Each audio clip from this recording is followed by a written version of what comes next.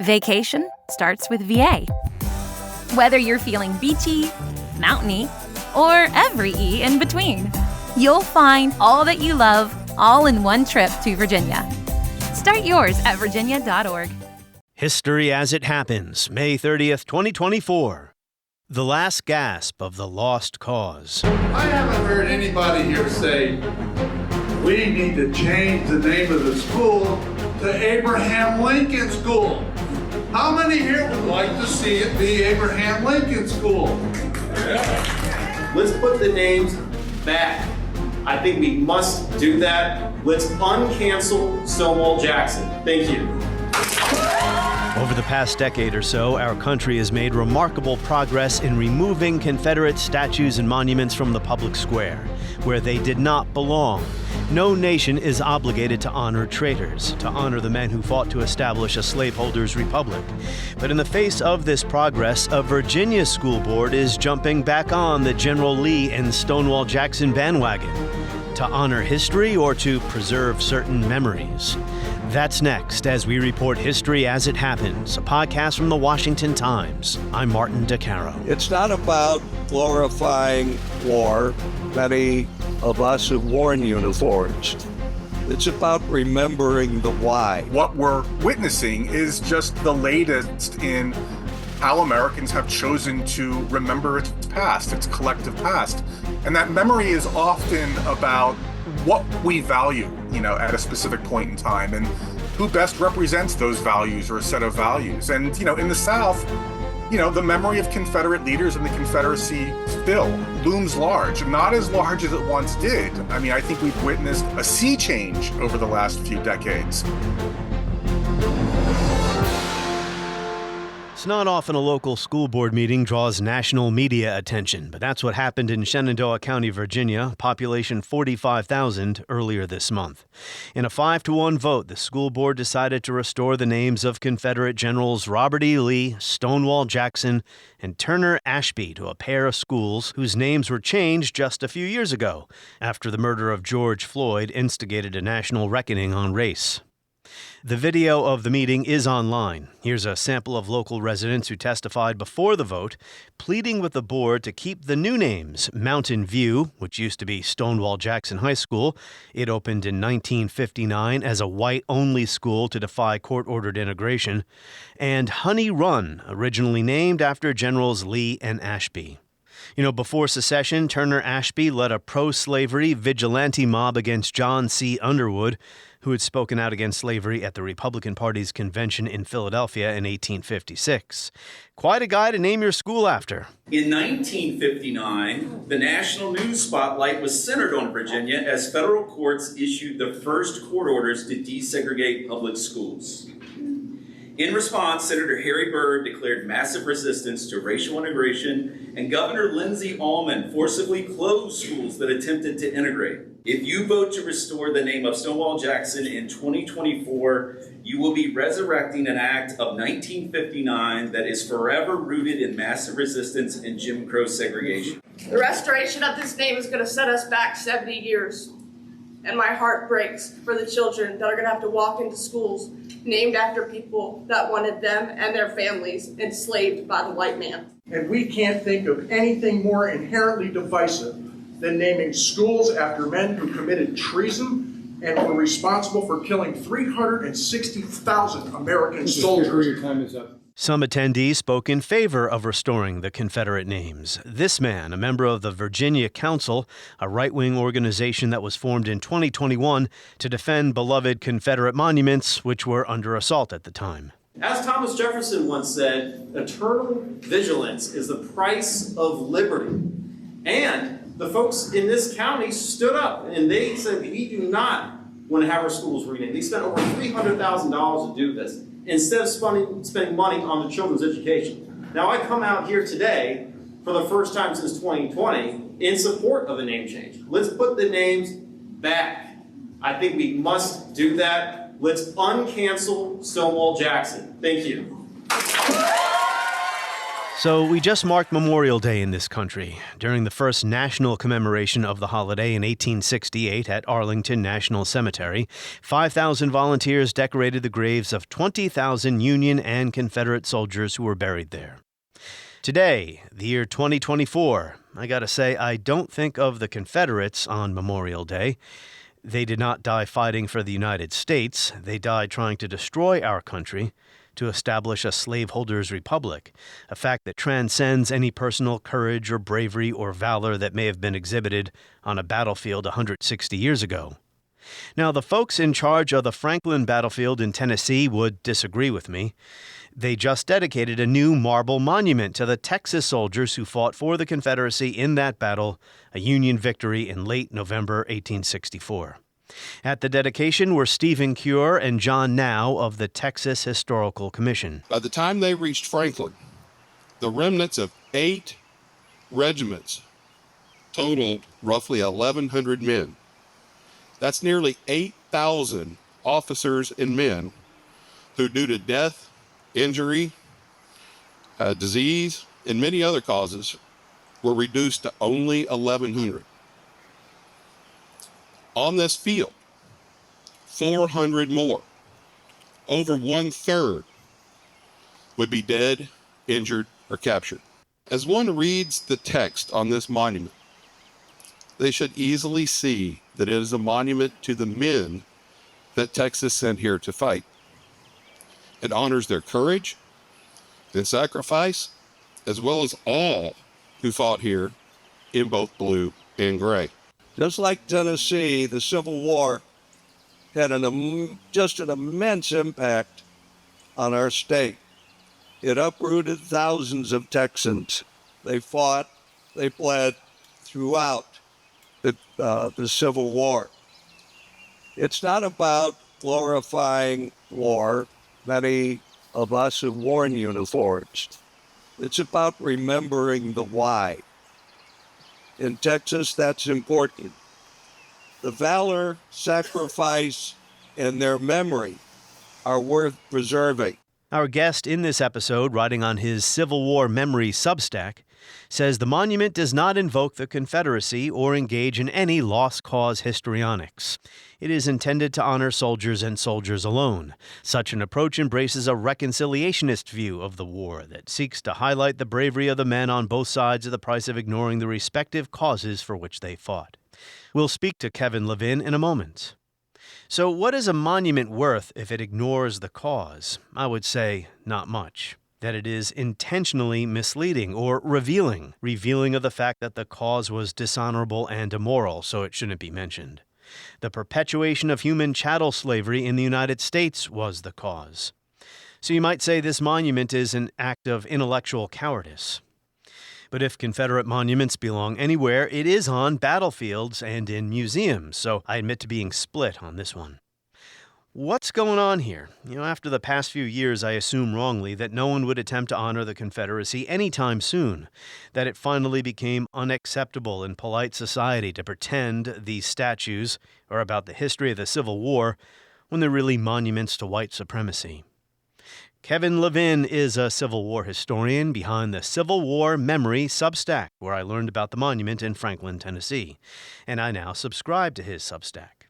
Kevin Levin, welcome. Thanks so much. Great to be here. And I do mean welcome. It's your first time on the show. So let's start by having you tell us a little bit about your work as a Civil War historian, your scholarship, and why you started your prolific Substack, which I now subscribe to. Well, again, thanks so much for having me. I am a former high school history teacher. I taught for over 20 years at the high school level. But in addition to that, I had the opportunity to write a great deal and speak a great deal about the Civil War, and specifically Civil War memory, questions connected to how Americans remember, misremember, if you will, the Civil War era. And I've had the opportunity to do that through writing a couple books, articles, but more recently, as you mentioned, I write on Substack. And I should say that I've been blogging for about 20 years now. I started out in 2005 with a blog called Civil War Memory, and transferred that site to Substack a couple of years ago. So I've been at it for quite a bit.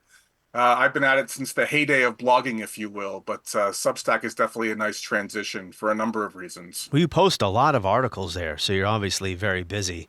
I'm fascinated with the subject of history and memory, the difference between the two, how they overlap.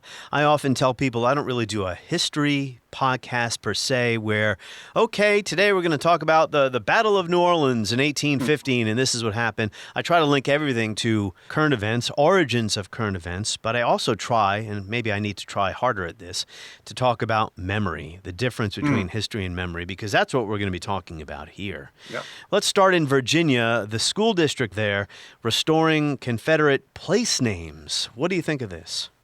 I can't say it was entirely a surprise. They had been debating this for a couple of years. In the wake of the murder of George Floyd back in 2020, a number of school districts across the country, especially in the South, renamed their schools, those schools that honored Confederate generals, Confederate leaders, and the district in Shenandoah County, Virginia, did so as well. But there was always an undercurrent of dissatisfaction in that particular area.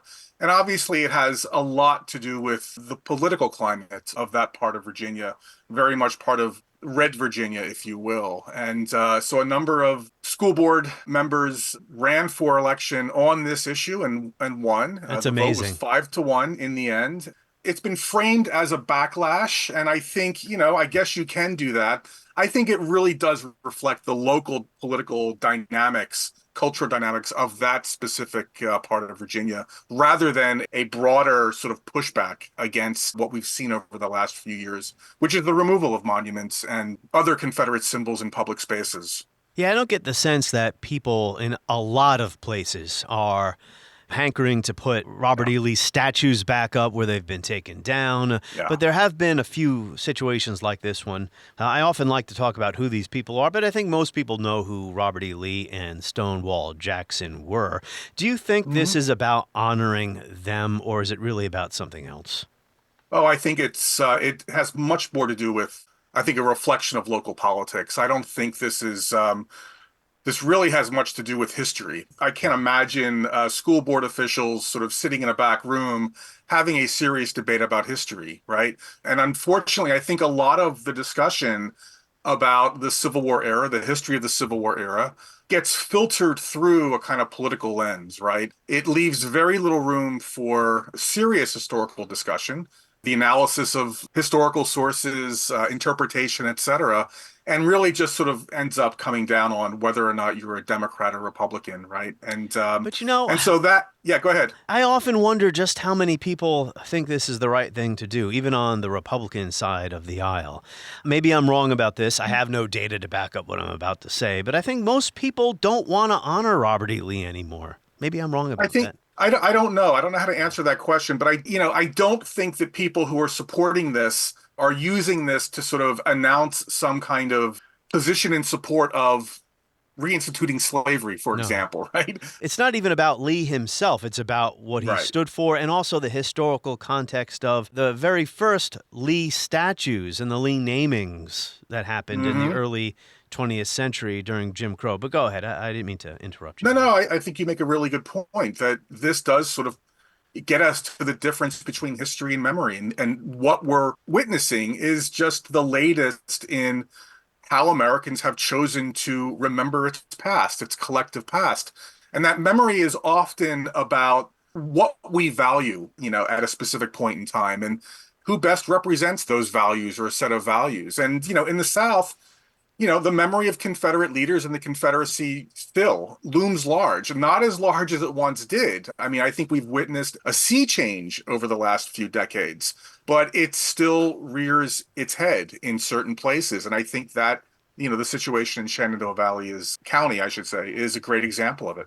Nikki Hemmer, writing for CNN, said, "This renaming of two schools may not seem like much, but," she says, "in restoring the Confederate names, the school board has signaled the politics of redemption have fully returned, and that no part of the reckoning of the last decade will go unchallenged." Nikki Hemmer, historian who's been on my show a few times. So the Stonewall Jackson High School opened in 1959 as a white-only school in defiance of Brown versus Board of Ed, the Supreme Court ruling 5 years prior, that segregated schools were unconstitutional.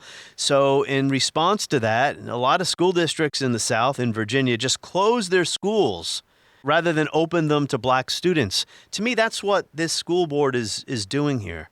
They're thumbing their nose at, well, progress. I don't know. Maybe I'm overstating the case, but Progress as you understand it, and as many other people understand it. And look, multiracial society. But yeah, go ahead. yeah, no, and I think the news reports of the meeting itself and having to watch some students, African American students, students of color, actually make the plea, make the case that renaming their school after such individuals is a slap in the face. So it's unfortunate because you end up wondering, as I've written, what are they teaching these kids when it comes to the Civil War, when it comes to Stonewall Jackson in these county schools? What exactly do these students learn? And unfortunately, I'm sort of horrified at what it might be that they're in fact learning. Jim Oakes, Certainly. historian who's been on my show a bunch of times, I'm with him when it comes to whether we should have statues, place names, memorials in the public square. People whose only claim to historic significance is secession, treason, enslavement. They don't get to have a school named after them anymore. And I think both Stonewall Jackson and Robert E. Lee are in that category. Robert E. Lee is an overrated general. I would say that his generalship was a disaster for the Confederacy. So we're not honoring some great military tactician here. You are on the right side when it comes to whether these individuals deserve to be honored. I think that question has, in large part, been answered since 2015. If we go back to those horrific murders in Charleston committed by Dylan Roof, I think over the last decade or so, hundreds of these monuments and other symbols have come down in some of the most prominent places throughout the country. So in that sense, the lost cause as a culture of memory, we've seen the last of it. That doesn't mean that it's not going to rear its head. Doesn't mean we're not going to see things like what we've recently seen in Shenandoah County. But I think that regional hold that it once had, I think, is over with. But I will say I take a different view when it comes to Robert E. Lee. I think he was an incredibly talented general. And I think if you want to understand how the Confederacy managed to last as long as it did, he wasn't, of course, perfect. But if you want to understand that question, you have to understand how Robert E. Lee viewed the war and how that sort of influenced his strategic decision. In my view, he did something that good generals should not do, and that is he gambled. He gambled at Gettysburg, and he also gambled that if he fought the war long enough and spilled enough Northern blood, that his opponent would quit. And that is not how you win a war. I'm referring to 1864 and beyond, when really by the end of 1864, when it was clear the Union was going to win, and he kept going. I think he also understood what the civilian population throughout the Confederacy expected, and they certainly expected an aggressive, offensive-minded general who was willing to take chances. And I think Lee also understood by the time he took command in the early summer of 1862 that a defensive posture is not going to get you anywhere. He watched Joseph Johnston back up his army to the very gates of Richmond in the face of McClellan on the Virginia Peninsula. That got him nowhere. And I think he understood that influencing Northern politics, convincing Americans in the United States that they don't have a chance to win this war. Remember, Lee understood, something that George Washington understood, and that is that you don't have to win all of the battles. You don't have to destroy the British Army. What you have to do is keep your army sufficiently intact long enough to convince them, the enemy, they don't have a chance to win this war and that they will sue for peace. And he came close to that a couple times. And so I don't think we want to overlook that. But again, I think that's a very different question from whether or not these individuals, generals like Lee and Stonewall Jackson and others, deserve to be more memorialized. That's an entirely different question. It's not that Confederate soldiers didn't show a lot of personal bravery or courage when they were fighting a battle, right? If we were to go to Germany today, we would not see a monument to the soldiers of the Wehrmacht who in 1945 tried to bravely defend Berlin from the onslaught of the Red Army, and see Germans standing there saying, you know what, yes, the war was was evil, was wrong, and the Nazis were terrible. But we're just here, honoring the brave soldiers who weren't political. I know no analogy is perfect, but when I hear that in the context of the American Civil War, I bristle because the cause was immoral. Yes, of course, some soldiers were brave, some weren't. That goes for every army on every side of every war ever fought. So I guess now I'm trying to get to a question here. Sometimes I get into a word maze, Kevin. But your Substack article about the new memorial at the Franklin battlefield in Tennessee. Tell us about that. Yeah, so this is a new monument that was dedicated last week on the Franklin battlefield in Franklin, Tennessee, on ground that is managed by the Battle of Franklin Trust. This is a fascinating place because the battle that was fought there in late November of 1864 was really one of the last gasps of the Confederacy, sort of trying to marching into Tennessee one last time. Really a last hurrah, if you will. And it was a bloodbath for the Confederacy at the Battle of Franklin. But the Battle of Franklin Trust is a relatively new organization. I don't remember when they were actually founded, but it's only been a couple decades. And this is essentially a battlefield that was created out of nothing. Franklin, if you were to visit, say, in the early 80s or 70s, you would have been hard-pressed to find any of the Franklin battlefield. And so this has been land reclaimed. Buildings have been knocked down. A lot of money has been spent in preserving this battlefield. And the Battle of Franklin Trust interprets the broad experience of the battle and the war. When you go there, you can tour some of the plantation homes, learn about the civilian experience, learn about the battle that was fought on their ground, and also learn about the experience of the enslaved. So it's important, I think, for people to understand that this new monument is not some new attempt at celebrating the lost cause. It's a Confederate monument, but you note that there's no lost cause language on it. You can almost sort of view it as a historical marker, but it's a marble slab. And so it is much more in that sort of memorial tradition, if you will. And it essentially describes the movement and the experience during the battle of the Texans who fought. It's part of that attempt to create a battlefield. When we go to Civil War battlefields like Antietam, Gettysburg, Shiloh, what do you see? You see monumentation. The vast majority of that monumentation, of course, celebrates or memorializes Union soldiers. There are relatively few Confederate monuments on Civil War battlefields, but this is one of the first, and their hope is to attract other states in the coming years. You really, I think, have to understand this monument within this local context. It's not going to make any sense if you try to frame it within the broader political climate or cultural climate we're in right now. On the Substack article, you quote John Now III, who's the chairman of the Texas Historical Commission. This is what he said at the dedication for this monument. Today, Texans remember our fallen for their courage and service to the Lone Star State. Just like Tennessee, the Civil War had an immense impact on our state. This monument is not about glorifying the war, but about remembering the why. So far, I don't have much of a bone to pick with him, but here's where he comes close to, I'll just say the sentence. The valor, sacrifice, and their memory are worth preserving. Maybe if I were there and I could hear him say the words, I would have a different reaction. I don't know. I think that's a reasonable response to this. And essentially you've captured my own response when I read that part of the speech. And I don't mind admitting here, I'm a little bit biased. I am friends with Eric Jacobson, who is the CEO of the Battle of Franklin Trust. He was essentially, he's overseeing the dedication of this and this project over the last few years. I guess part of me sort of trusts him to do the right thing.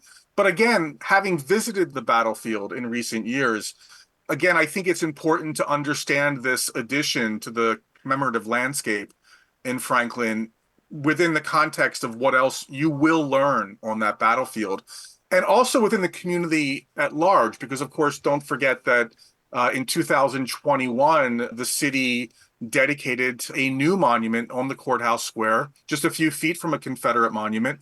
They dedicated a monument to a United States colored soldier. Yeah, you have the statue of that soldier in your Substack article. Prominently located, right? I mean, they don't hide anything. And you get the full picture when you go there instead. It's not and so I think it's perfectly reasonable for people to have a problem with this monument. I think each of us has to sort of think through these issues for ourselves and weigh various factors, depending on how we come at these things in our own personal experiences. I also think we do need to understand how these things function within a local context. Well, some people will point out these were just ordinary people fighting for the Confederacy. They may have been conscripted into the army, and they did not own slaves. They had no interest in owning slaves. They may have been really angry with the slavocracy itself because it was not a kind government to even poor whites.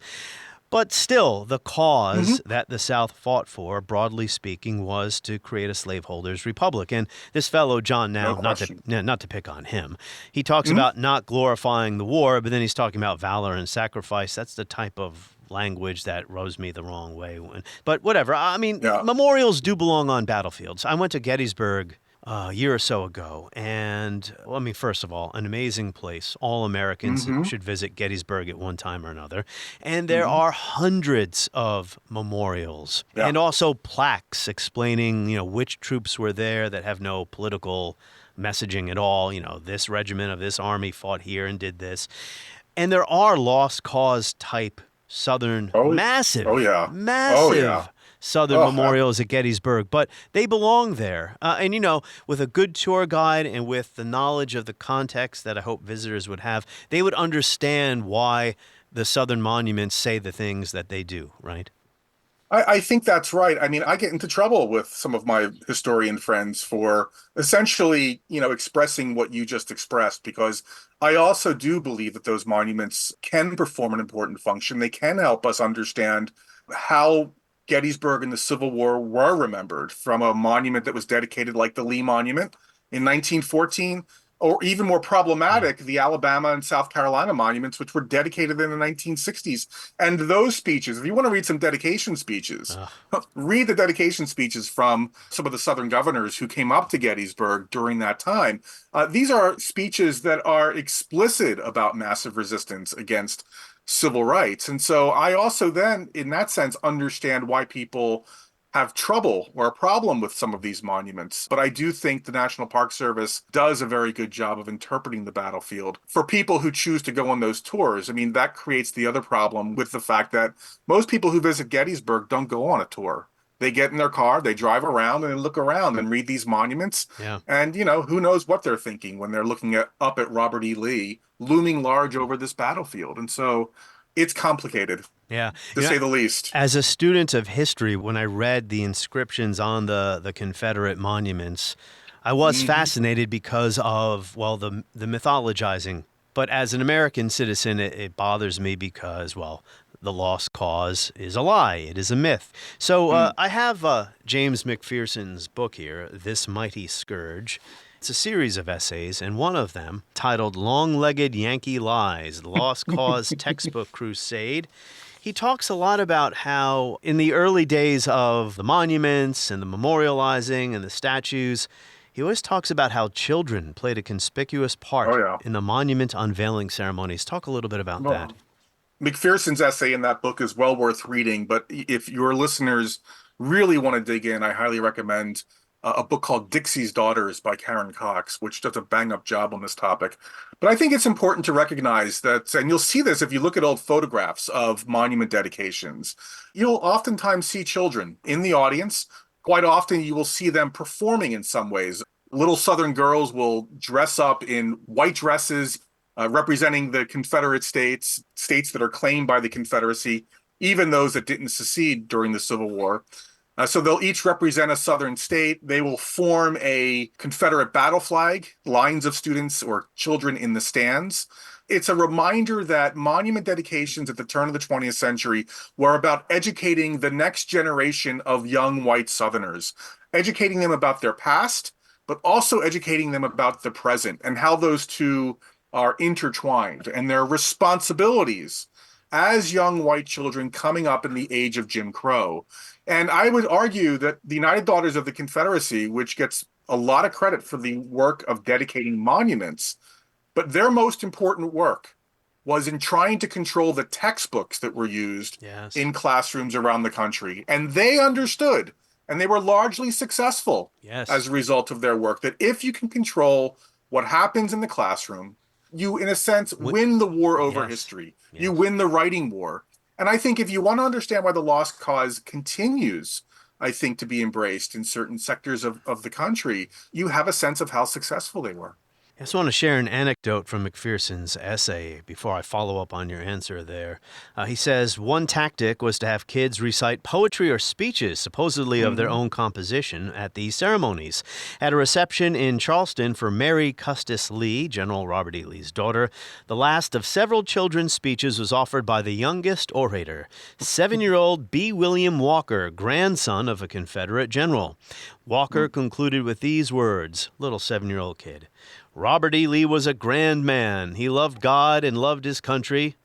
Which country? Virginia or the United States? He loved all that was good and noble. The name of Robert E. Lee will never die. It is written in history in the book of life, capital L life, and will live forever. Now, obviously, a 7-year-old is not writing something like that. This is inculcating children in propaganda about the lost cause.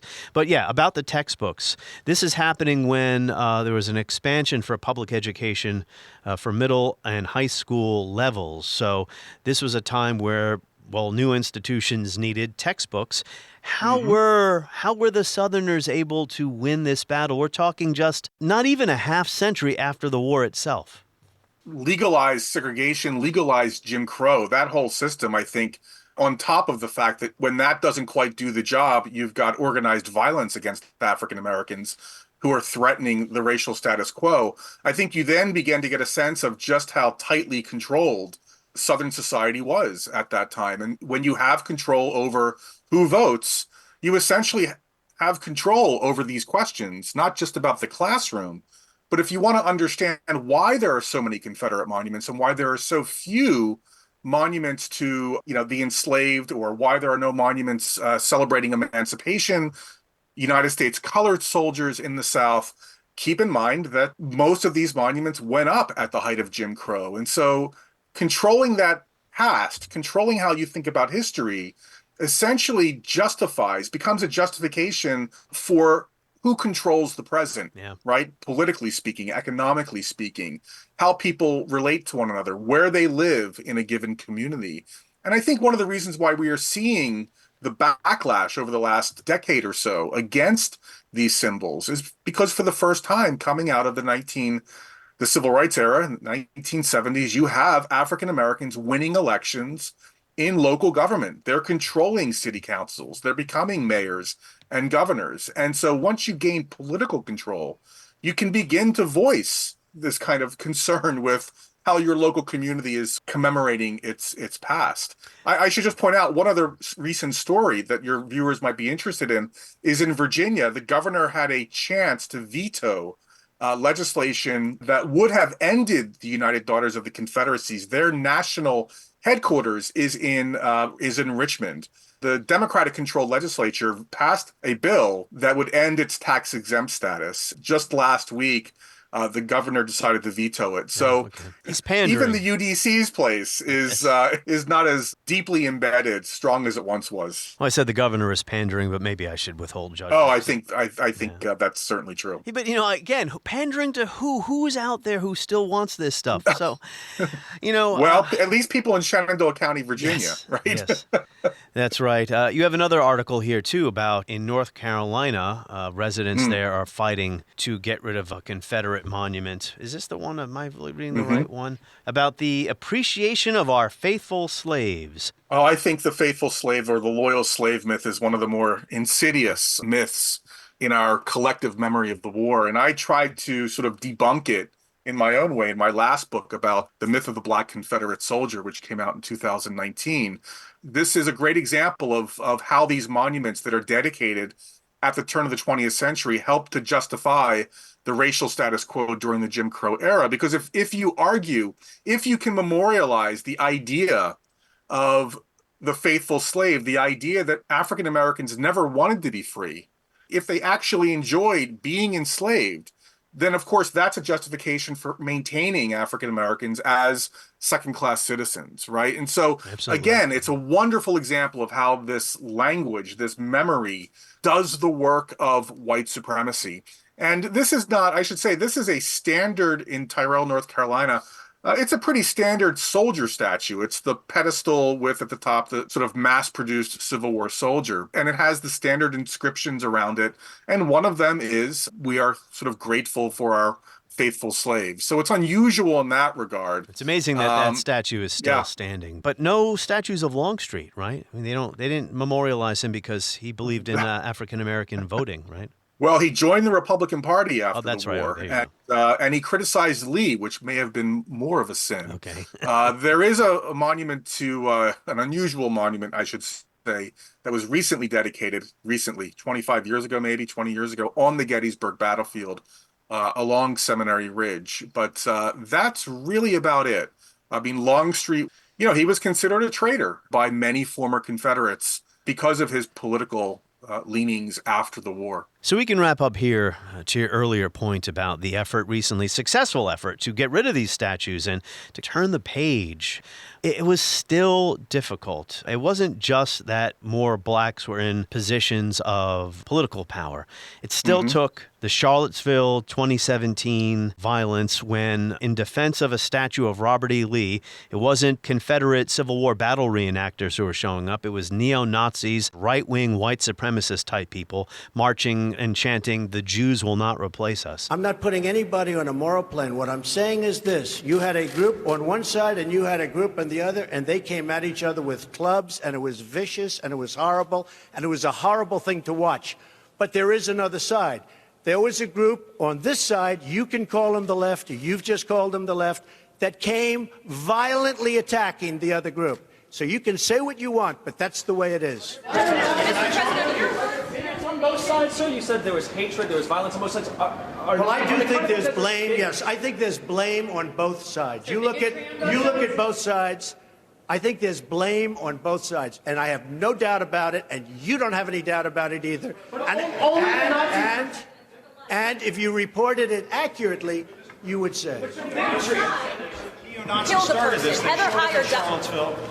showed up in Charlottesville to protest. Excuse me, they didn't put themselves down as neo, and you had some very bad people in that group. But you also had people that were very fine people on both sides. And then, of course, the murder of George Floyd. I think you make a really important point. At the same time, I also think that we're in a pretty good place in terms of how we're thinking about our collective past. You referenced Nicole Hemmer's wonderful recent piece, and, she makes a great argument. I'm a bit more optimistic, I think, and maybe that's because I've seen it firsthand working with high school students. I think a lot of this is generational. With each new generation, I think they are much more sophisticated in how they are understanding the past, what they're being taught in their history classes. There are certainly problems that we need to address. But we're in a much better place now than we were just a few decades ago. And I think that continues to translate into what we expect of our local communities and what we expect in terms of how we try to bring our communities together through public commemoration. There are going to be some hiccups along the way, no question, but I'm pretty optimistic about the direction we're headed. Mine eyes have seen the glory of the coming of the Lord. He is trampling out the vintage where the grapes of wrath are stored. He hath loosed the faithful lightning of his terrible split sword. His truth is marching on.